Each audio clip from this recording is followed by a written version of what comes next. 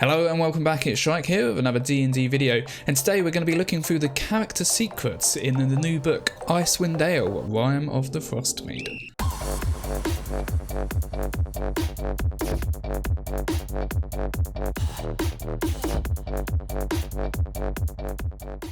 An interesting new part of the book is the character secrets. So it's a secret that you can give your player characters so that they are intertwined with the story and what's going on with Icewind Dale and the larger world. Over on my Twitch stream, I read through them all and reacted to them. So that's what this video is going to be, going through all of them, and you get to see how I reacted to them and my thoughts. If you want to get involved with some of my future Twitch streams, make sure to go over to my Twitch channel, which will be down in the description below, and hit the follow button, and then you'll get notified when I go live again. I also upload twice a week here on YouTube, all videos around improving your game, discussions around Dungeons and Dragons, and also keeping you up to date with the Dungeons and Dragons news. So make sure to hit the subscribe button so that you kept up to date with all of that as well. But here you go, here's me looking through the character secrets. Okay, so we got the first one here. So, okay, so I'm not sure if that's the only one. Yeah, it looks like that's the only one. So that one there has a prerequisite as well. So you must be human, half elf or half orc to have this secret. So, to scorn of the... Oh, okay, interesting. So if Doppelganger Never Ember, the city's Lord Regent, learns that I'm alive, he'll send assassins to kill me. Very nice. We're playing through, one of my campaigns is playing through what's called Dragon Heist now, so Doppelganger Never Ember is a character in that as well. So Apoc said that there's a lot of nods to the Drizzt books in this book as well. So I hadn't read the books, so recently started actually. So I'm around about 3/4 through the first book at the moment.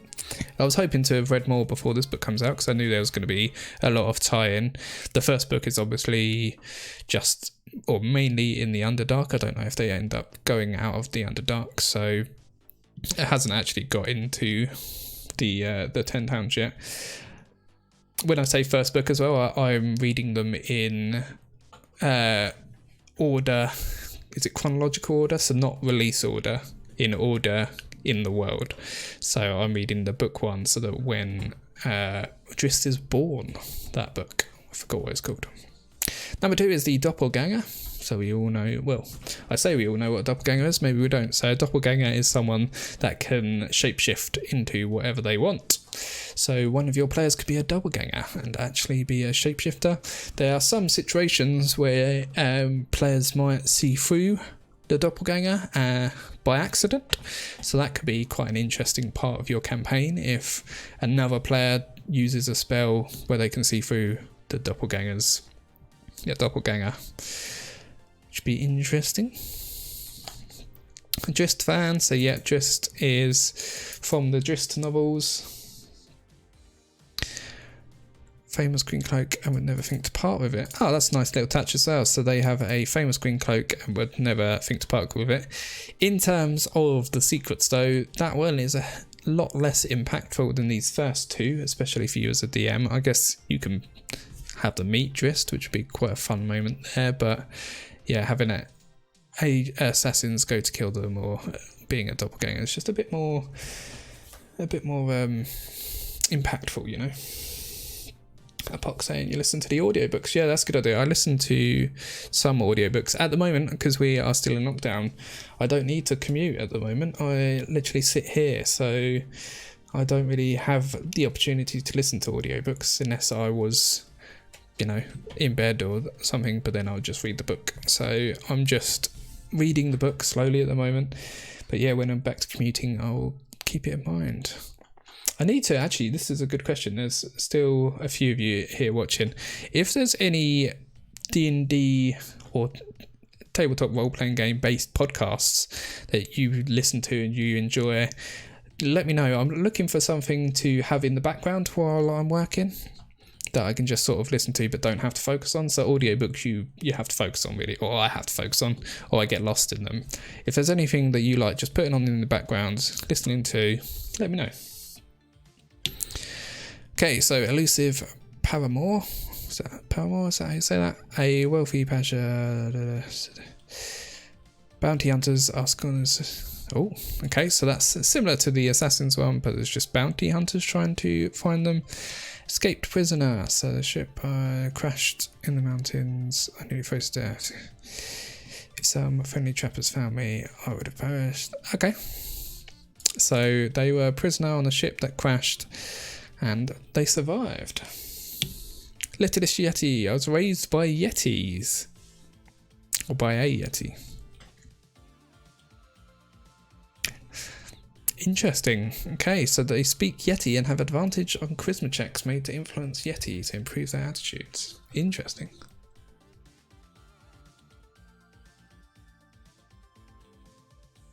Okay, so this is an interesting one because the Frostmaiden blessed them, so they have resistance to cold. Shady Bear saying the Dungeon Cast is the best podcast. That is, I think someone told me about that before, and I never actually just got around to listening to it. Let me make a little note of that. Actually, Dungeon Cast, because I'm pretty sure someone told me to listen to that before, and I just didn't. It just went out of my memory, and you just reminded me. So hey everybody, welcome to the... Oh, sorry, I just went onto their YouTube channel, so you probably just heard that. See you later, Puck. Thank you for coming. I know it is getting late here in the UK, so thank you for coming on by. Okay, so the Old Flame, I have a lover in 10 Town. So I'm seeing, I decide who the lover is. She's an NPC. You want to make sure I can't change it. So that's interesting. So a lot of people make their backstories before the game, like fully flesh out their backstories before the game.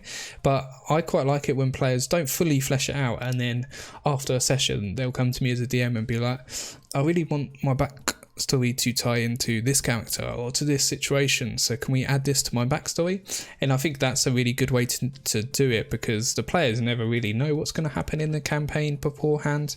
So by doing it this way, they're much more invested in the campaign because they've put their backstory in the middle of it.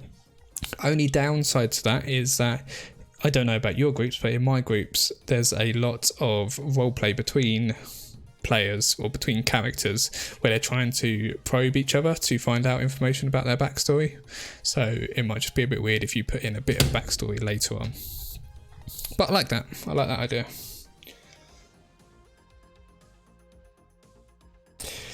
So Foderius enjoys listening to other people play. Yeah, so that I have the exact same as that as well. So he's saying that usually the combat phases you don't have to listen to. So I currently am listening to, well, I'm actually behind on some of them, but I'm listening to Critical Role, High Rollers, Broken Bonds. Is that all of them? And then High Rollers, Curse of Strahd offshoot as well. I think that's all the ones that I'm semi caught up with, but I have listened to quite a lot through the time as well. So yeah, I understand putting that on in the background. Sometimes you have to concentrate a little bit if there's something really juicy happening, but a lot of the combat part of it, at least, you can just sort of zone out, carry on with stuff, just leave it in the background, or skip through it even. I really like Dice Camera Action, but unfortunately they had to stop because of means that if you know, you know, but if you don't know, you don't know. So they had to stop that one, but that was really good because Chris Perkins is obviously an amazing DM because he has a big old impact in what happens in the game. Okay, Orc Stone. I saved the life of an orc who gave me a stone. There's that. Oh, okay, so there's a item called the Orc Stone. Which has the symbol. As an action, I can use the stone to summon a spirit of an orc warrior. Cool. Nice. Owlbear Whisperer. Owlbears are predisposed to like me, so you can do animal handling checks on owlbears. Pirate Cannibal. We saw this one earlier, and it sounded interesting. Everyone but the captain abandoned the vessel and fled to 10 towns. We got lost in a blizzard along the way. I was the only one who made it, and only by eating my mates. So there you go. They said it was horror based, and you can make your players a pirate cannibal. Well, not make, your players, but they can choose to be a pirate cannibal. Okay, so here's another prerequisite one. So you have to be human, half elf or half orc, offspring of Queen, however the hell you say that, leader of the tiger tribe. My mother cast me into the moving ice and she should sacrifice me. Polar bear pulled me out of the water and despair, then transformed into a Goliath who bore me safely. I remember the Goliath's name, but I haven't seen it since. I owe my life to... Okay, so that's interesting. So you are, if a player picks this one, they are giving them a bit of story element here that they owe their own mother a merciless death for chucking them into the sea of moving ice. I like that. Reincarnation. So this is just they died and they've been brought back to life. I retain the memories of the previous life. Okay, so you can roll on the table. So Reincarnation, I'll load it quickly, is a spell where you can bring someone back to life, but they have to roll to see what race they come back as. They're saying you can roll on the table there as well. Ring Hunter. So I'm looking for the knucklehead trout that bit off my father's finger, which had a signet ring. To preserve my inheritance, I must retrieve the lost ring. Interesting. So you can have a player character that is searching for a trout. What do you do? I guess that's fuel for the DM, but interesting one. I penned a notorious prominent players. Although my accusations were well founded, I made a lot of enemies and was forced to seek refuge. I like that one as well. That's another one that the DM can add a lot to. I wonder how much, maybe we'll go right back to the beginning and see how much ammo they give the DM with these types of ones. So the ones where assassins are after them or there's people after them. See what they give the DM to help them with that. So Red Slud implanted an egg in the adventure. If I can't get rid of it in the next 2 months, the egg will just stay inside me. Yeah. We've had sluds in a campaign before, but no one ended up getting infected, unfortunately, which was a bit sad. Not for them, sad for me. Okay, so there's a Harper's Spy. Credible threats 10 times include the Arcane Brotherhood. Send to him. Okay, so you're a spy. That's a sort of normal backstory people would pick, I would say. So let's go back to right at the beginning where it said character creation. There was another section here. Okay, so it just gives you a line. It doesn't give you too much. Then it just says at some point, Lord Nevermember might send a lone assassin, a nameless middle-aged woman with a shaved head and a hook for a hand to kill the character who has the secret, which is fine, but I like to include characters' backstory in the games a lot more than just throwaway things. So I would probably change it so that had a bigger influence in the game for each person's backstory here. So if someone took this assassin one, for example, maybe the assassin is also linked to the bounty hunter of the other one as well. I don't know how I'd do it, but yeah, rather than just throwing an assassin that's going to die and then that's the end of that, I like to put a little bit more into it. So there you have it, a very nice addition to the book. I think it's going to definitely help characters that struggle with making their own backstory interlink it to the story and the world as a whole. So a very nice addition. If you like this video, do give it a like. It does help me to grow the channel, and then make sure to subscribe so you see future videos coming out. And then feel free to pop over to my Twitch channel and click the follow button so you can come and take part in future streams I do. But until next time, happy gaming.